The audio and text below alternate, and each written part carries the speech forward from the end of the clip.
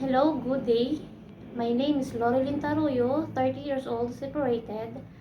I have three children, one boy and two girls. My father's name is Lauro Taruyo and my mother's name is Lasminda Taruyo. I have three sisters and two brothers. I am the first in the family. I am Catholic and I am a high school graduate. My work experience is a domestic helper in Saudi Arabia for 3 years. 4 adults, 3 children, one elderly. My main duty is taking good care of children and also cleaning, washing, ironing, cooking, and marketing. To my future employer, please choose me as your domestic helper. I will promise I will do my duties and responsibilities. I will follow your rules and regulations.